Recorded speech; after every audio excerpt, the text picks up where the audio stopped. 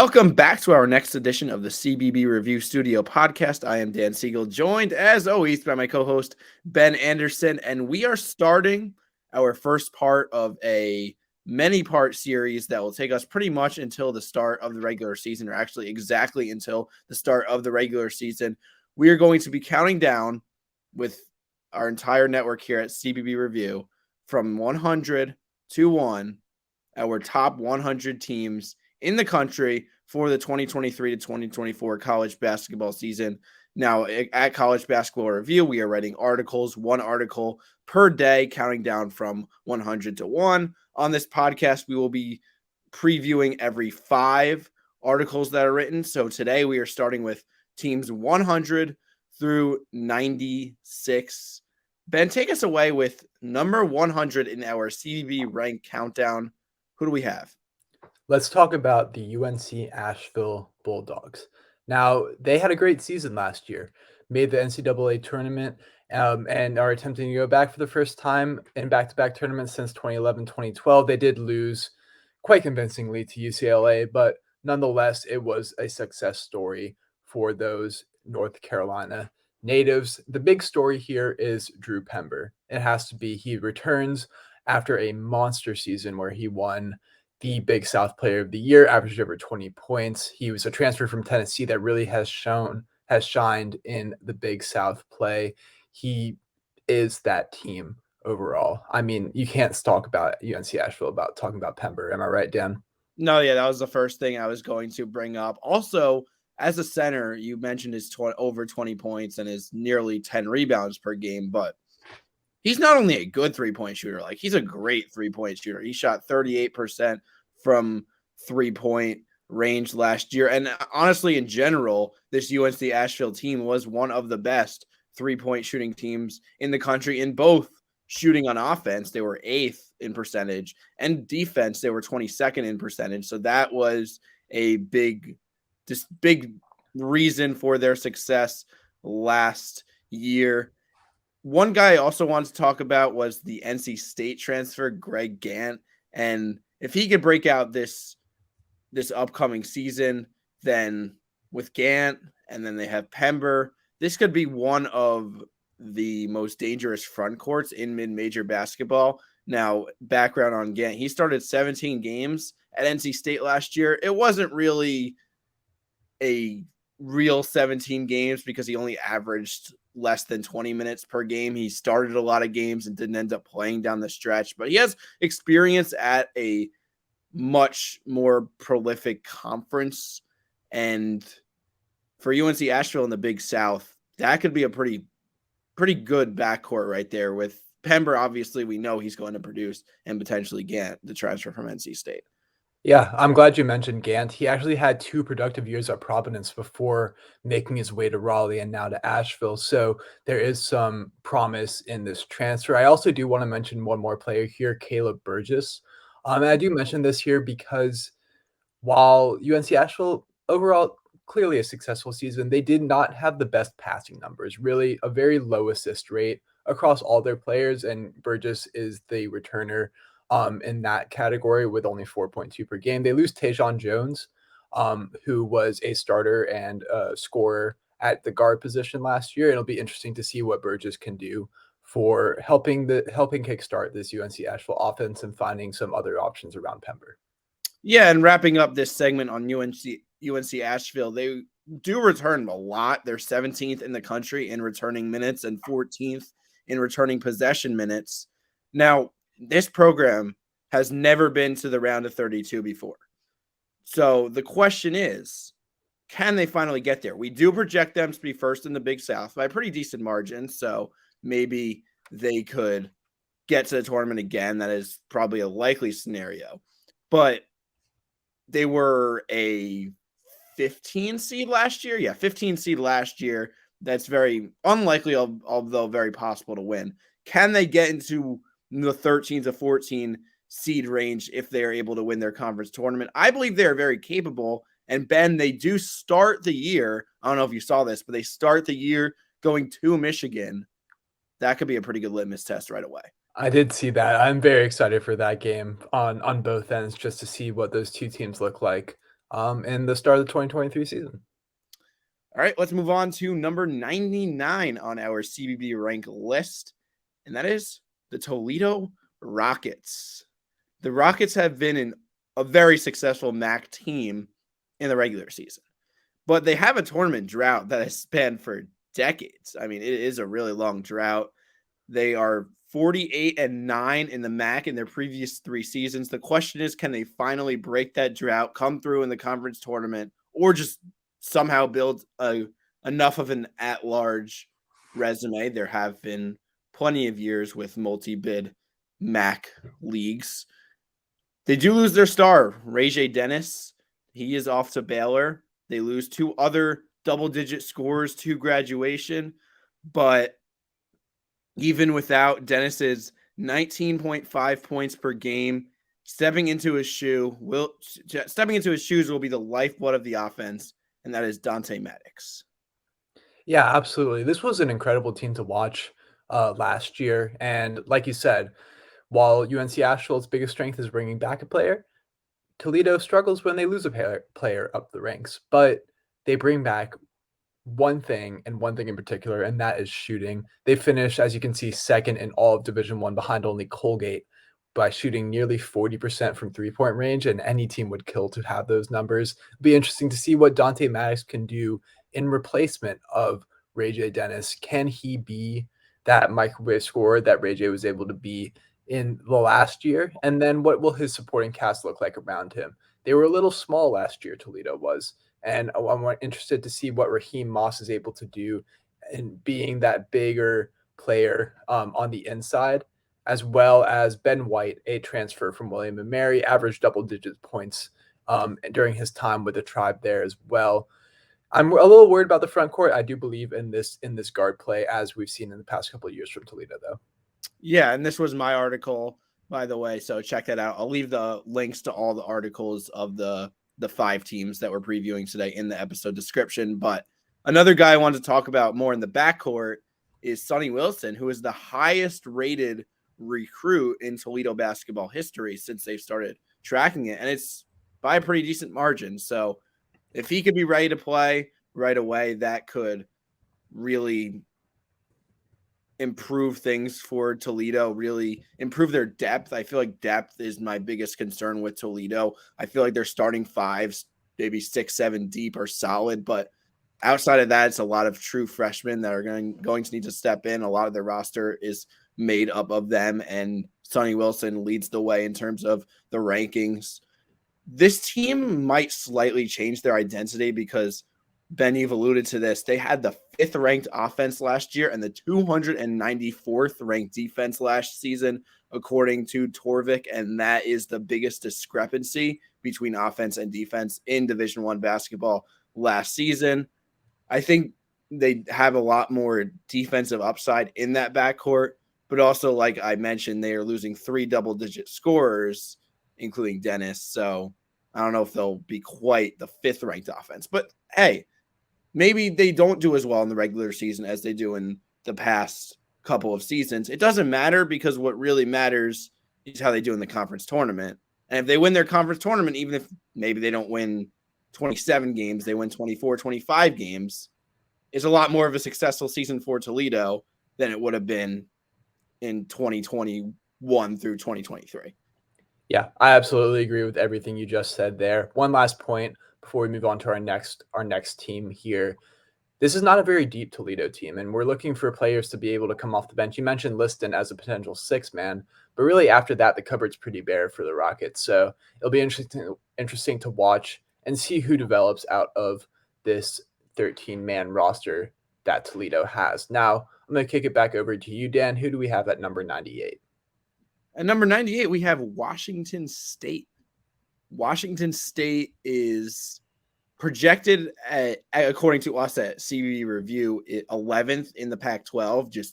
I went through the 100 team list and just counted the Pac-12 teams. So we have them as 11th. It's not our official rankings, but like I said, in our CBB rank, they have actually not made the tournament since. Who was their head coach? That would be Tony Bennett. Yeah. He was at Washington State before he took the job at Virginia. Of course, we are familiar with the coach. I go to UVA. Dan's a UVA fan. So we're familiar with his time at Washington State as well. But Kyle Smith, do you think he has something going here? Yeah. I mean, they do lose a lot, right? They lose their 4 leading scorers last year. They build back a little bit with transfers. So first off, their main departures will be TJ Bamba off to Villanova, Mo Gee, he's off to the draft. They have DJ Rodman off to USC, and Justin Powell, he graduated. So that's their 4 leading scorers right there. But there is a couple transfers that I like. Do they replace the production that Washington State had with these 4 leading scorers and did not even do that well last year? Probably not, which is why we have them so low in our Pac-12 rankings in our overall top 100. But 2 transfers I like, Joseph Yesufu. He's the former Drake Bulldog, then went to Kansas, and he did not get a lot of playing time there, but he has some potential in the backcourt, I feel like.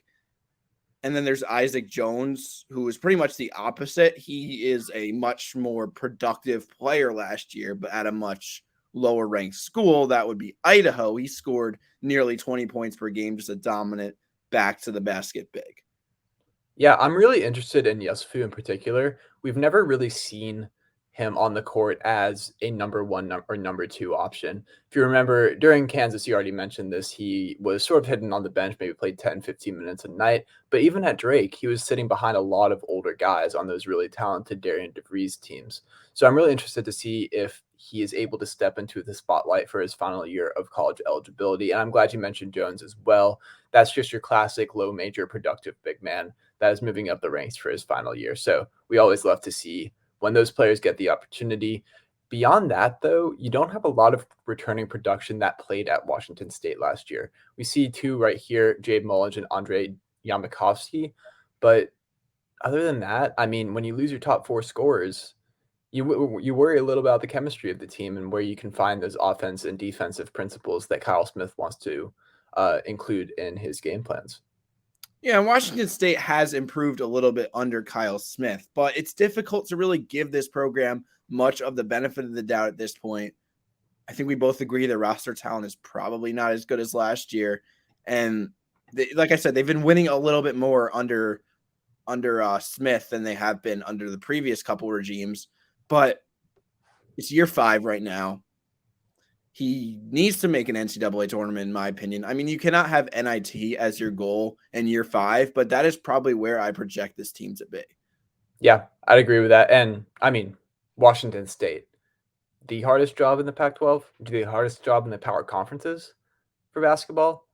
I think it's probably up there. So, I mean, that's just the nature of the job, but hopefully Kyle Smith can turn it around.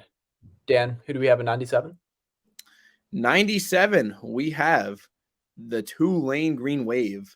Tulane is another team with a long tournament drought. They have not been there, you said on the slide, since 1995, but they are on the come up under Ron Hunter. They won 20 games last season. Their first winning season in a decade actually was this past year, 2022 to 2023. And we have them picked 5th in our AAC, which looks just so different than previous years. There's just jumbling all over the place. More on that in a future episode. But we have them project 5th in this new conference, despite losing their leading scorer, Jalen Cook, to LSU. They do return a lot. Like you said, they bring back 4 of their top 5 transfers, and they have some, or 4 of their top 5 scorers. They have some transfers coming in as well. Ben, this is a really intriguing team to me. Honestly, I would personally rank them probably a little bit higher than 97, but I understand given their previous track record. Yeah, I don't know about you, Dan, but when I was doing my research, it was very easy to quickly come to the conclusion that Tulane's going to score a lot of points. Yeah. Right. This upcoming year. While they do lose Cook, who was a very good scorer, boomerangs back to LSU. We do see Jalen Forbes returning. We see Kevin Cross returning, Zion James returning. And then if you look at their production from the transfers as well, you have the types like Asher Woods, who's a transfer from BMI, averaged 14 points a game there. Greg Glenn III, a very interesting transfer from Michigan. Didn't get much playing time, but maybe a level down will do some good for him. And when you combine that with the fact that they are in this new American conference where it's Memphis and a bunch of question marks, I think it's fair to say that, especially for this year.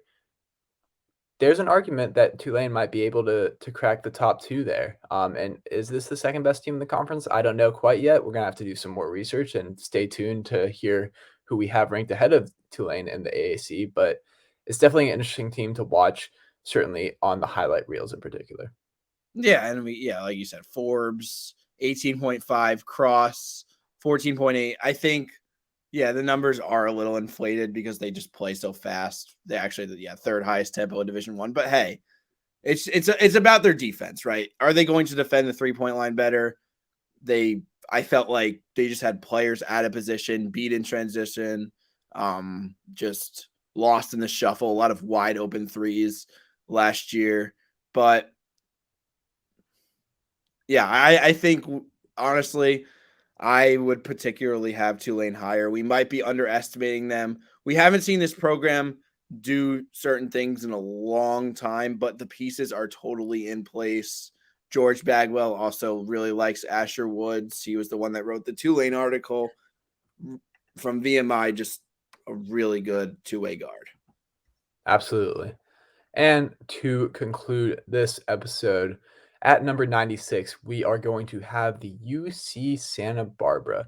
The Gauchos find themselves on to our list after making the tournament here last year as well. That should be 3-seed Baylor, but they did lose in the round of 64. And when you look at this team, what sticks out to me in particular is the talent that UC Santa Barbara has. This is not what you expect from a Big West team where you have a player like AJ Mitchell or Johan Traore or even Ben Stolzberg. I mean, you're bringing in multiple high major transfers, and they almost had a third in Zach Clements before he decided to go back to Kansas. But man, if you look at the talent up and down this roster, it's absolutely stacked. They do lose Miles Norris, but other than that, I mean, AJ Mitchell's going to be a star, no? No, he's going to be great. He returns for year 3, won Big West Player of the Year last year, and he kind of lights up the stat sheet all over. He was 6th in the Big West in points per game at 15.7, had a 49.4 field goal percentage. That's 3rd in the Big West, but he's a guard, so that's really impressive. 5.1 assists per game. That's his signature right there, is his passing that led the Big West. And he's not a great 3-point shooter for a point guard, but he really plays to his strengths. He just is able to go downhill and get good shots, facilitate for his team, for the shooters around him. And I feel like a couple other teams that we've mentioned already, they were held back by defense last season, but I feel like returning Mitchell will make things better. And one thing I really wanted to touch on was Joe Pasternak, who is one of the better mid-major coaches out there. I think he's really on the cusp of a job upgrade here. He is now in year 6 at UC Santa Barbara. And, well, first I'll ask you about that. What are your thoughts on Pasternak and his potential to go somewhere bigger? I mean, if you're looking around, I know the Cal job just got taken, but imagine if Jared Haas struggles again at Stanford, Yeah. right? He's gone after this year, I'd imagine. Is Pasternak worth a look for the Cardinal? Right? There are other ways to move up as well. I really like what he's built at not a historically good basketball school in UC Santa Barbara. It's not like this is a team who is a perennial Big West title winner, but he's really turned this program around and shown that he can recruit very good players here. One other player I do want to mention before I let you hear, I want to hear your thoughts on Pasternak is Cole Anderson. He was a sharpshooter last year, shot over 40% from 3. I think this is going to be a real key to making sure this is a more balanced offense. I mean, if you have him on the wing now, then you have players at all three main positions on the court that can really produce. And it's going to be very difficult for a Big West caliber team to stop what the Gauchos have coming. Yeah. I also want to talk about in specific with Pasternak, just the approach that he took this offseason, because it's a little different than the other mid-majors we've talked about. He's grabbing younger transfers from power conference schools. They're kind of going down for playing time. They have the higher recruiting pedigree. They ended up at high majors for a reason, but you get a kid from Creighton, a kid from Auburn, almost got Clemens from Kansas. Obviously, like you mentioned, he rescinded his commitment back to the Jayhawks, but these are not guys with more than a few points per game. It's just you're going on upside. And I honestly think this is a really best case scenario with Pasternak's approach, especially considering you're returning your Big West player of the year and superstar in Mitchell. You want to give him the most upside around him, because what if everything just clicks? Then they're super dangerous. Yeah, absolutely. And I think that's the key that you mentioned. Really bringing Mitchell back gives this team the leadership that they need. If you're going to go young and talented, they're going to need to have to be able to succeed at this level of basketball. But UC Santa Barbara, another exciting team. I mean, to end off with both Tulane and the Gauchos, I feel like those are two teams that could find themselves much higher if we did a postseason one by the end of 2024. All right. Well, 96 days now until the college basketball season. A lot of us focused on college football coming back, but college basketball is coming back pretty soon as well. Before you know it, we will be back in 5 more days with 95 through 91. So stay tuned for that. Be sure to subscribe to our network here at CBB Review. We would appreciate it. Like I keep saying, we've got a lot more people listening and tuning into our podcast than people subscribing to CBB Review. So hope to change that. Thank you so much for watching and listening, and take